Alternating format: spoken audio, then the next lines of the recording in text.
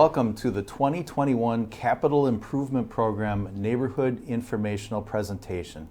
I'm Andy Radig, and I'm joined today by City of Oshkosh Director of Public Works, James Rabe. James, thanks for being here. Well, thank you, Andy. It's great to be back down here in the studio and get some information out to the public on the Capital Improvement Program. Well, welcome. Is it correct that this program, this presentation, used to be presented in a public meeting format? Yes, typically through the CIP process, we would hold a neighborhood informational meeting. Unfortunately, this year, due to the ongoing health pandemic, face-to-face meetings just aren't going to be the right avenue for us to distribute this information. So we decided that having this presentation done here in the studio and available on the city's Capital Improvement Program webpage would probably be the best avenue to get this information to the residents. And that way, instead of trying to make a meeting, they can just go back and watch it anytime they want to. Mm-hmm. Absolutely. Okay, that's great. What kinds of items are included in a capital improvement program? The Capital Improvement Program for the City of Oshkosh is really very comprehensive and very inclusive.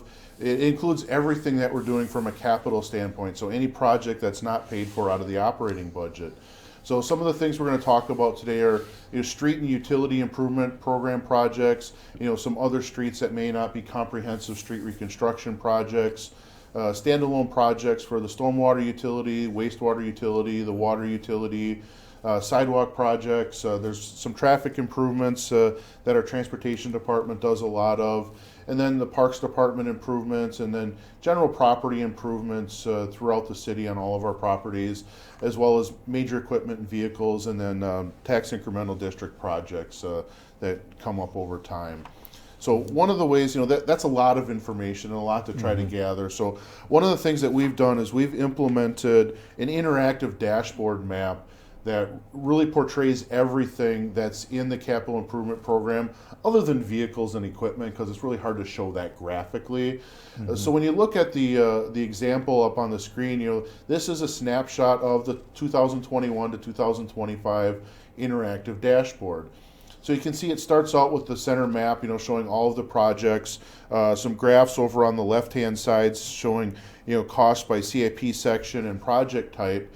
But one important thing to keep in mind is all of these graphs are interactive and clickable. So if you only wanted to see street projects, you could click on that bar graph above the streets, and it'll filter out all of the other projects. Okay. Likewise, with the cost by project year graph underneath the main graphic, that's 2021, 22, 23, 24, and 25. So if you only wanted to see projects that are in the 2021 year, you click on that bar on that graph, and it filters out all of the other projects, and it updates everything accordingly. So if I click just on 2021, the other graphs showing the cost by section and project type, and even the total projects over on the right-hand side, those would all update just showing you what's filtered and displayed on the screen. So this is a tool that our information technology division helped us develop about 2 or 3 years ago, and we've seen this being a very valuable informational tool because it is so interactive, and it should be sized and able to accept either computer, tablets, phones, so it's scalable and displays appropriately. Some of the boxes, it won't show up exactly like this on a mobile phone. It'll be tiled a little bit differently, but all of the information is available even on mobile devices. Okay. And while we're still talking about the CIP in general, when will the CIP be approved by the Common Council? This year we're doing things a little bit differently than in the past. The plan for the Capital Improvement Program, or the CIP, will be approved at the second meeting in August, or August 25th. The budget for the CIP will be approved at the first meeting in November with the operating budget. So instead of doing, the CIP used to hold off until the operating budget got approved and they both got done at once. But we were always done working on the CIP by August. Okay. So in this case, we're asking the council for approval of the plan itself, and then we'll be asking them to approve the funding later. So there'll be, another opportunity for council to say, what, maybe we need to scale back a little bit versus that plan that we had approved in August. So Sure. August 25th, and then I think the November 10th or 11th is the first meeting in November. So it'll be that second Tuesday in November. Okay, very good. Moving on a little bit, some of the street reconstruction, comprehensive street projects. Here's just a little bit of an example of a before and after. So you can see, this particular set of photographs is taken in the same location, looking in the same direction on Oregon Street at 18th Avenue, looking north. You can see kind of the before and after comparison of what the street looked like versus what it looks like when we're done. So the street projects themselves, we kind of split them up by functional classification of the street. So there are arterial streets, collector streets, and local streets. In the 2021 CIP, all of our street reconstruction projects actually fall on collector streets. So if we can advance to the next slide, that shows kind of a breakdown of those streets. West 9th Avenue from South Oakwood Road to Linden Oaks. Certainly that's been one that's been getting a lot of airtime here lately, as the layout of that street was taken both to Traffic and Parking Advisory and to Common Council for a recommendation. One of the frequent questions that we got with the 9th Avenue project, why are we stopping at Linden Oaks instead of going all the way to Clairville Road? Well, once you get west of Linden Oaks, the entire right-of-way and adjacent properties are not in the city. There's a lot of Town of Algoma properties there yet. So, those sections of the Town of Algoma won't come into the city until 2023. But, this street has been getting requested for decades. And, now since 2018, finally all of the land between Oakwood and Linden Oaks is in the city. So we can get this part of the project done. I suppose it was kind of a mosaic before of different municipalities there. Yeah, with the Town of Algoma, City of Oshkosh cooperative agreement, boundary agreement. It was, this one property will be in, the one next to them will be in the town, and back and forth. And so we couldn't do this project until all of the adjacent properties were in the city. And likewise, continuing on to Clairville, we can't do that part of a project until all of those properties are in the city. So that's why the limits on 9th Avenue are the way they are. And with these types of construction projects, when does construction generally begin? Generally, construction will begin as soon as the contractor can feasibly start in the spring. So depending on the spring, March or April. And projects will usually run until October or November, depending on how in-depth and how big the projects are. With street reconstruction projects like 9th and CP, I would expect 9th will probably start in March, and CP will probably start in April. The Amro Road project is actually a project being done in conjunction with the Town of Algoma. The Town of Algoma is reconstructing Amro Road from Leonard Point Road all the way to Brooks Lane. From just west of West Haven Drive to Brooks Lane, the south half of that street is in the city. So we're in the process of getting an intergovernmental agreement set up with them for the city and our residents to pay for their portion of that street project. So we're continuing that work with the town. But that Amro Road project is being done in conjunction with the Town of Algoma. And we kind of glossed over CP Avenue, but CP Avenue from Bowen Street to Lake Street will be fully reconstructed as well. Been a lot of work in that area in the past few years. Bay Shore, Lake, Eveline, Frankfurt, a lot of those streets have been done in the last 5 to 6 years. This is kind of the next step in it. And you'll be seeing some more stuff in upcoming years on Rosalia and doing some more water main work. So this area is going to continue to get some work done, some much needed work. So a little bit of background about some of these projects. The city will be working with a contractor to start doing soil borings yet this fall. So what that entails is a contractor will be coming out and drilling holes in the street and taking samples of the soil going all the way down to a depth about 10 feet below where we expect to go with all of our utilities. There's a couple of reasons for that. One is trying to identify what the soil structure is and are we going to hit any bedrock or not.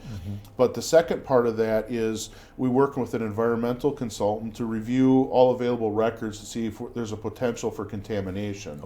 So we do that upfront work, then we do the geotechnical work, and if we think there's a potential for a pocket, a lot of old gas stations, they had leaks, and so we'll encounter petroleum in the right of way.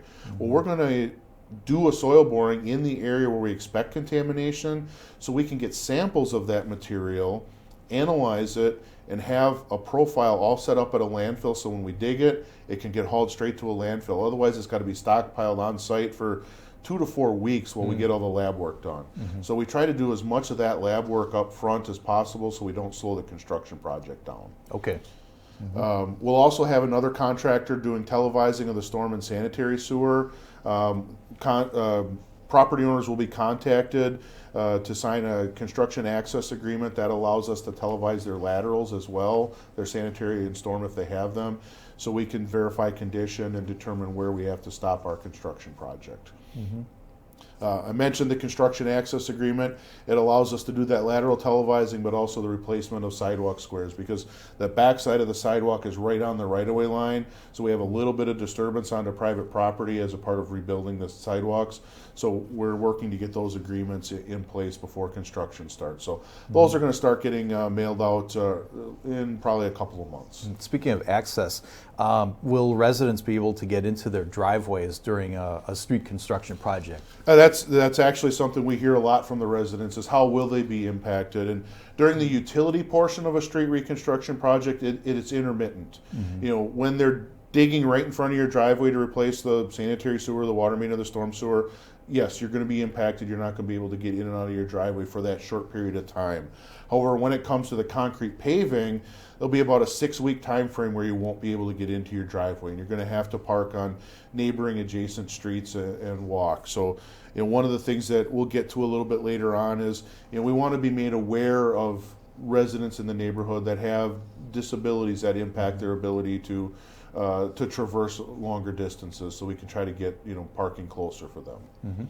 But yeah, it's during utility construction, it's intermittent, but when it comes to paving time, there's about a 6-week time frame where property owners will not be able to get into their driveways. Okay, all right, good to know. Yeah, that's always a common question, you know, because that is the most impactful. So continuing on with some of the big wastewater utility projects, you know, the Oregon Street project started back in 2018 at 8th Avenue. You know, it's been a full reconstruct of the street all the way through part of this year's project at Glatz Creek, but we're going to continue that interceptor project from 28th Avenue down to Waukau Avenue next year. Long term, we've got a couple more years of work on the Oregon Interceptor, getting us all the way down to Ripple Avenue. And it's really to resolve some service issues that we have in that area. There's a big development that started at the corner of Ripple and Oregon, and we just don't have the capacity to serve their full development yet. So, you know, a couple more years we'll get down there with this interceptor. Fond du Lac Avenue from West 28th extended to Waukau Avenue. You'll notice those limits are the same from 28th to Waukau. Oregon and Fond du Lac Road, those are the only two north-south streets east of the airport. So these two projects will be bid as a single construction project, so a single contractor will be responsible for managing traffic flow in this area, so that both of these streets are not closed at the same time. Okay. If Oregon's closed, Fond du Lac will be open. If Fond du Lac's closed, Oregon will be open. Okay. And that's going to be an expectation that we put in, not an expectation, a requirement that we put in that contract. Because otherwise, you know, there's no way east of the airport to get north and south. Then you got to get all the way to Highway 41 before you can get north and south again, and that's just not appropriate. Okay. Critical to have that ability to get through. Yes. In conjunction with the Fond du Lac Road project, we'll also be working on 28th Avenue from Fond du Lac Road east to the pump station. And long term, you know, we'll be able to eliminate, decommission that pump station. So that'll save us on some operation and maintenance costs on the wastewater utility side. So another big project, but we need to tie these two together into a single construction bid. Otherwise, it'll be a lot more disruptive. So putting them together and putting those requirements in the contract will reduce those impacts. Okay. Water utility, for the past several years, we've been working on some targeted water main replacements in areas where we've been experiencing a lot of breaks historically.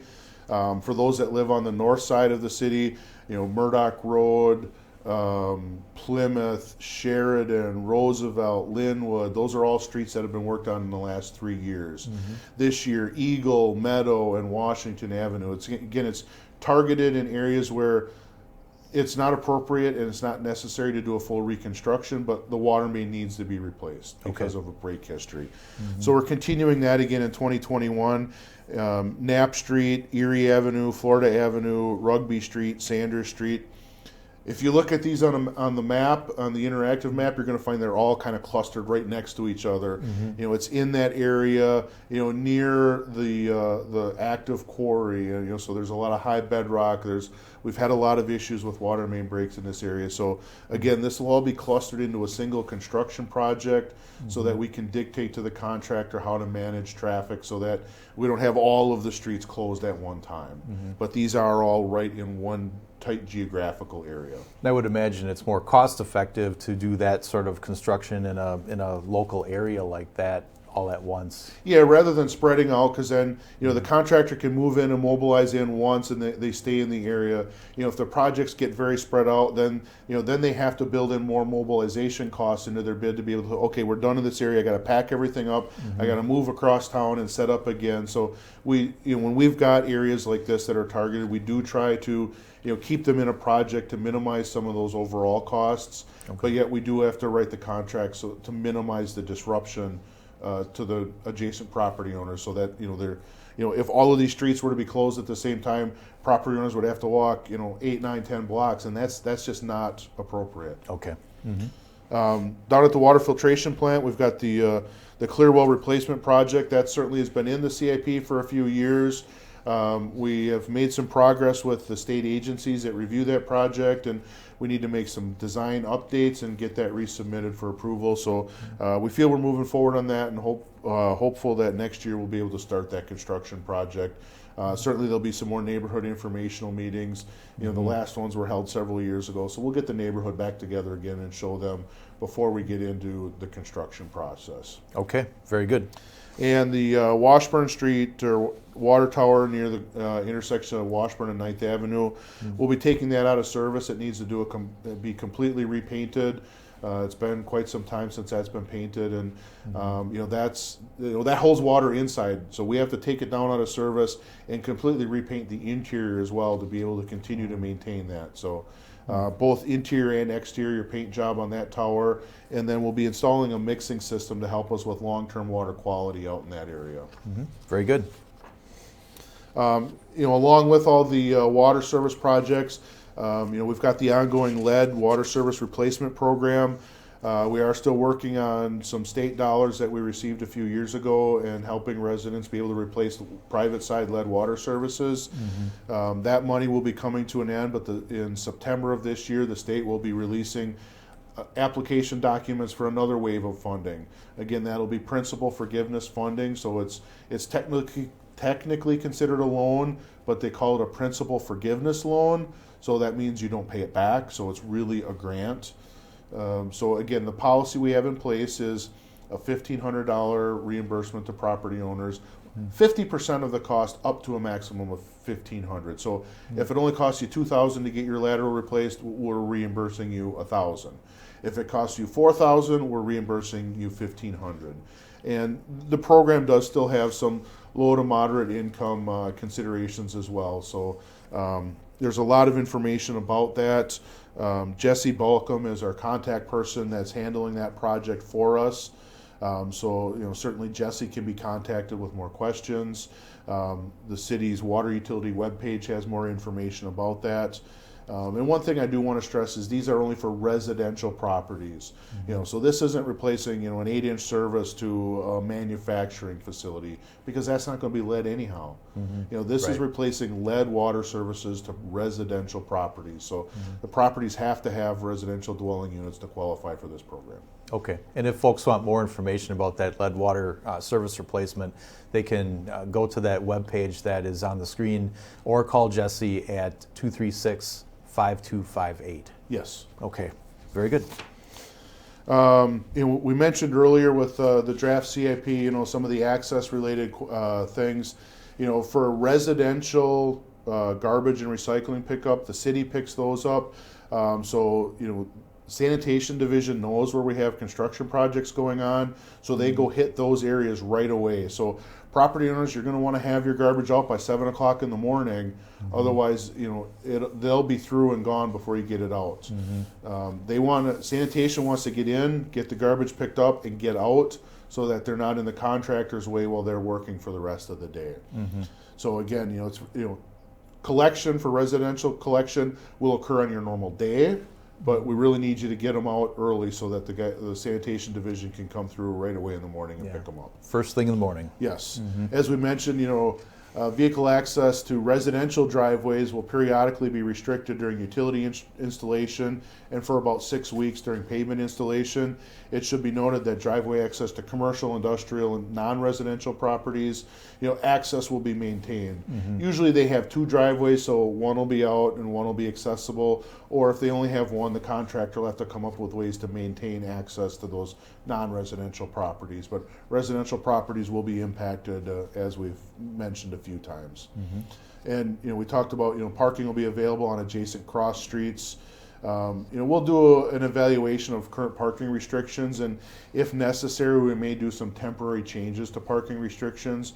So if a street is normally one side parking only, that means every other day there's no parking allowed overnight. So we'll take a look at some of those things, and we will sometimes make changes to those restrictions, just so that people have a place as reasonably close as possible to be able to park overnight. Sure. Okay. Accommodations are made as necessary. Yeah, and the contractor, that's one of their big things is making sure that they can coordinate with the residents and make sure that people understand. And there are notices that go out. A week before construction starts, the contractor will be handing a notice out. A week before access will be restricted due to concrete paving, the contractor will be handing a notice out. The engineering division of the Department of Public Works will have staff out not only doing staking but inspecting the project as well. So our inspectors will be out on site so property owners can ask them questions.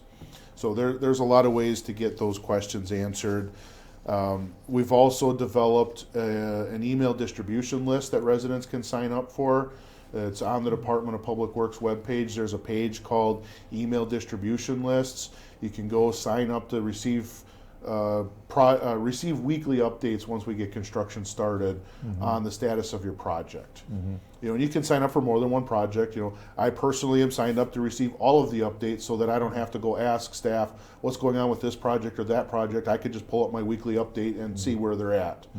So you can sign up for any number of projects that are on the site that you want to. But most people, the project in front of my street, that's the one I want to know about. So you can sign up for those right on our website. Sure, those are very useful, very handy. Yeah, and staff has done a really good job, putting a lot of information, not only about the city's contractors doing this, but private utility contractors working for Wisconsin Public Service, AT&T, Spectrum. When they know what those contractors are doing and where their impacts are, they put all of that information in those weekly updates as well. So, as a property owner, the city might not be working in front of your property, but somebody is. So we want to make sure that that information is available to people, so they know, okay, this isn't the city contractor working in front of my property; it's somebody else. But so I know what's going on. So yeah, the staff have been putting together real detailed information for that. I've been impressed with the way those have been handled. Great. U.S. Postal Service delivery to mailboxes mounted on the houses, that's not affected because those postal workers are walking door to door delivering to your house. But any rural type mailboxes that are mounted out at the street, that will be impacted during street reconstruction projects.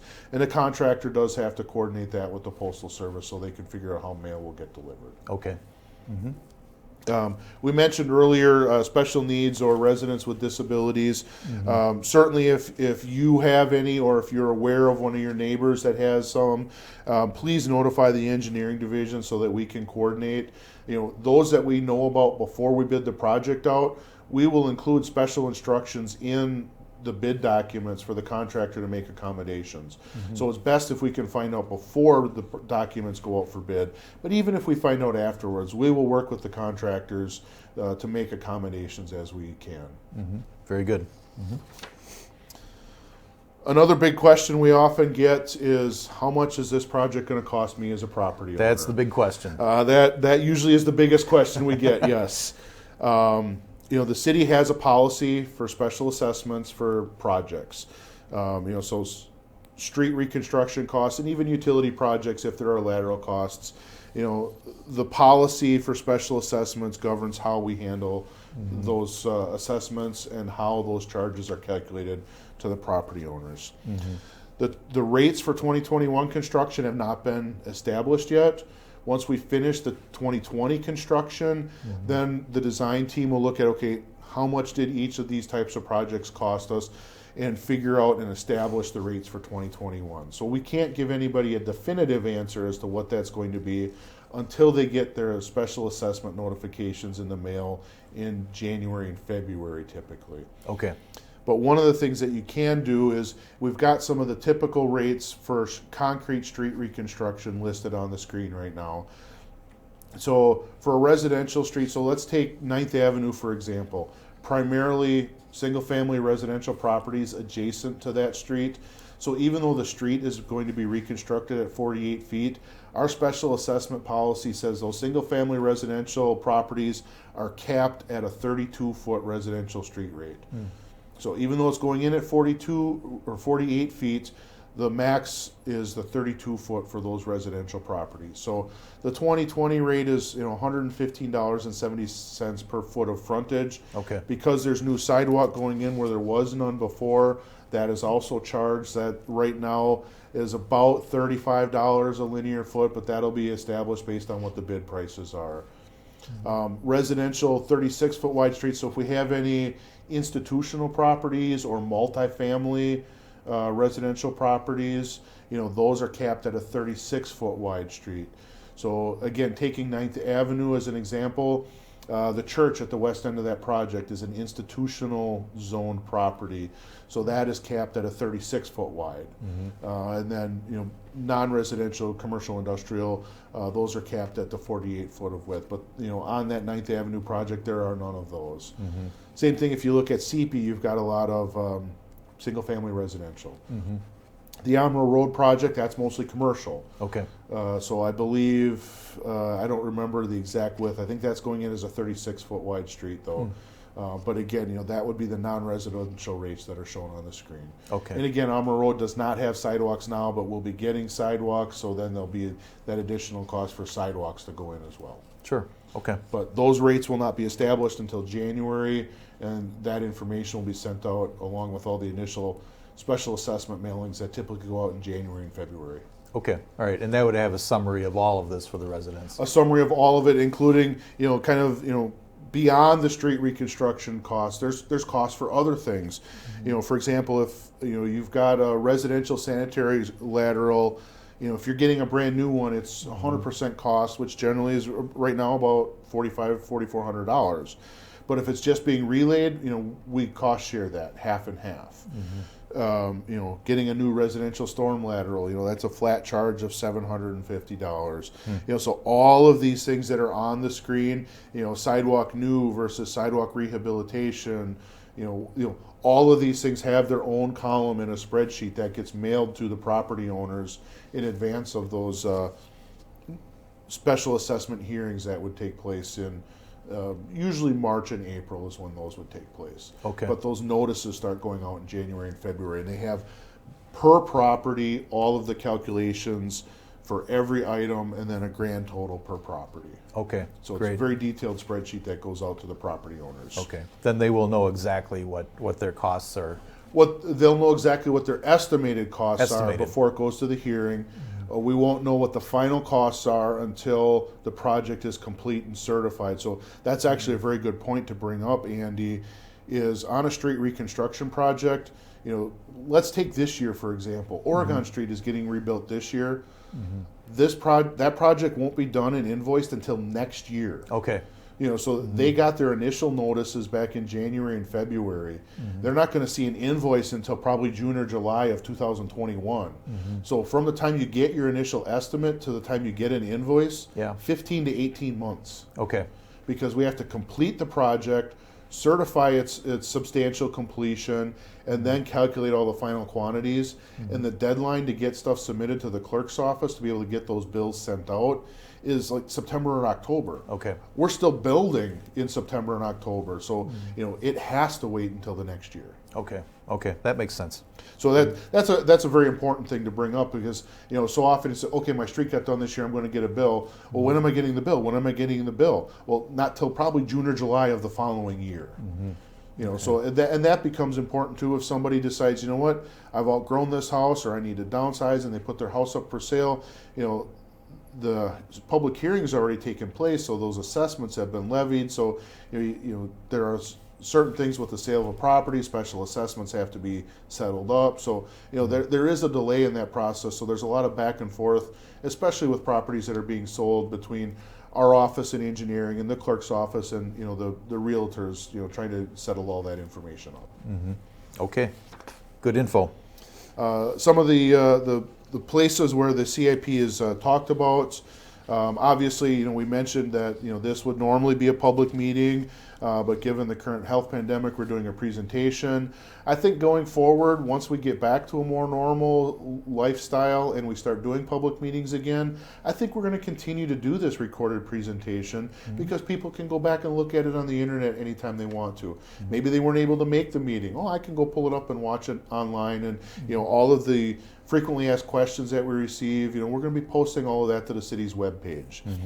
But the Common Council did talk about it at the July 8th workshop. That workshop is available on your Oshkosh Media webpage. Yes, it is. So, you know, some of the letters we're sending out, we're directing people how to get to that workshop on your webpage so they can view that. We mentioned before the Common Council will be approving the plan for the CIP on August 25th. There'll be a hearing on the budget on November 4th, and then the budget approval is anticipated for November 10th at the Common Council meeting. Okay, and if residents want to get a little bit more detail about a specific project, there are ways that they can go about that too as well. Absolutely, the best way to do that, you know, we've already got the contact information up on the screen. Myself, James Rabe, the Director of Public Works, Steve Godey, the Assistant Director of Public Works, and Justin Gierach, the City Engineer. Those would be your best places to start. Justin would be probably the best first choice to talk with because Justin would be most intimately involved. The phone number on the screen right now, that's our Public Works Engineering Division main line. The city's webpage is there, but also notice there's a Department of Public Works general email address listed as well. That's something new that we just developed with information technology this year. All three of us, Steve, Justin, and myself, have access to that mailbox. So if somebody wants to email questions in and communicate with us that way, we can communicate through that email address as well. And our administrative assistant in our office has access as well, so she can make sure that we're seeing emails and getting responses sent out in a timely manner. Because otherwise, they do slip our mind sometimes. So she keeps us on task. So she's got access to that as well. So that's another new way we can do it. But like I said, certainly calling the engineering division main line. And asking any of the questions you've got about a utility project or a street reconstruction project. If we can't get to it or if we're not available, we'll get you to one of the design engineers that's working on the project. Okay. And we've been talking mainly in the realm of the area of public works, but the capital improvement program also encompasses other departments within the city of Oshkosh. And I understand that folks can look at the city's website to get more detail on all those other projects as well.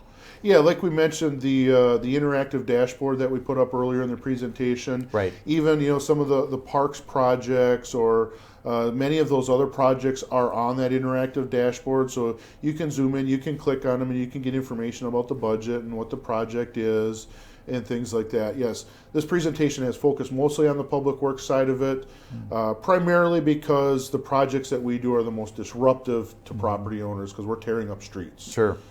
Everybody sees that. Yes, but you're right. The Parks Department is always working on improvements to the facilities, whether it be a playground project or sidewalks or trails or even, driveways or roads through their parks. They're always working on projects as well. And we coordinate those projects. We work with them a lot on those, but they do a lot of those themselves too. Okay. Well, James, that was a lot of information. Thank you very much for presenting this to us today and for sharing this with the residents. Well, thank you, Andy. Thanks for the time and your assistance with us. we're in a different world, in a different setting right now. So, Right. But this information is very important, and I feel we need to get it to people, and I think this is a good way to do it because it will be available on the website, and they can go look at it at any time. Okay, very good. Well, thanks again for tuning in today and for checking out the information about the capital improvement program. Again, if you'd like more information about the capital improvements or the budget for the city in general, you can visit the city's website at www.ci.oshkosh.wi.us. So thanks again for watching today and have a good day.